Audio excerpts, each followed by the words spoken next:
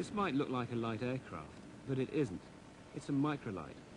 And a microlight is any powered aircraft weighing less than 150 kilograms. This aeroplane, the Shadow, has revolutionized microlight design.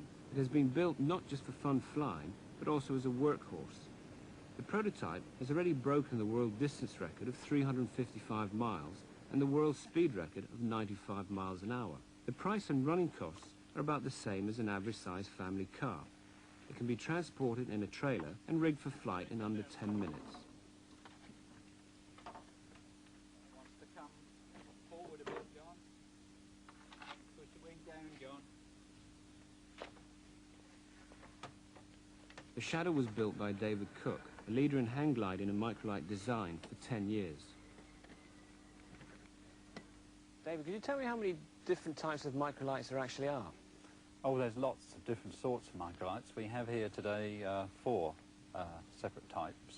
The first one is a weight shift, controlled by moving your weight, and is more or less a hang glider with a powered trike unit underneath. The second one is a training aircraft called a Dragon, which is used for training pilots to handle microlights. It carries 2 people. The third one is a canard aircraft. It's a fixed wing thing with, looks like the tail is flying first, but in fact it's an old used adage in aviation, and works very well.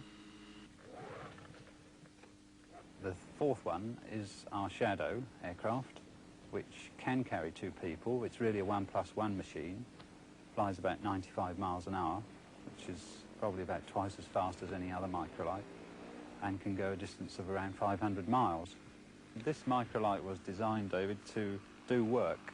I'd noticed most microlights hadn't done anything other than fly round and round fields, and I really designed this one to do work like carrying crop spraying equipment or surveillance equipment, the occasional person, rather than just a sporting vehicle. In 1980, 10 microlight pilots were killed, and since that time, interest in the sport has declined. But the Shadow looks like changing that. Based on the original prototype, David Cook has set up a small factory in East Anglia and is now building 5 Shadows. Export orders have already come in from India and Spain.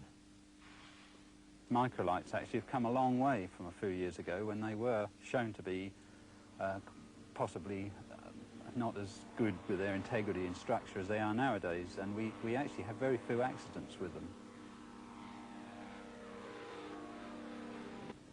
The general idea for microlights is for cheap flying for people who normally couldn't own an aeroplane.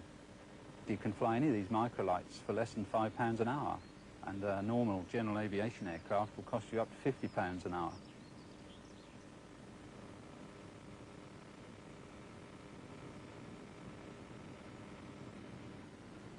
Although the craft only takes a few moments to assemble, David and his team have been waiting 9 months for the final approval of airworthiness from the British Civil Aviation Authority.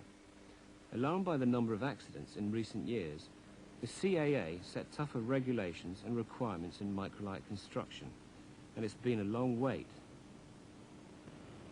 Well, you'd be amazed at the number of regulations they go to. We have to put our aircraft through 517 separate requirements, and whilst holding down the aircraft empty weight to 150 kilos and making it strong enough is very difficult. Peter Davis will flight test the Shadow for the CAA. Every designer has what we call a flight envelope, which is a graph of its maximum speeds, minimum speeds, it's how fast it will roll and how fast it will climb. And we've got to check those speeds against his documentation, and we also check things like the stability of the aeroplane, whether it's safe, whether it's got any problems that would cause difficulties with an average pilot. You don't need sort of abnormal pilot capabilities. So we check it out for the CAA to be able to say, well, yes, this is a safe aeroplane.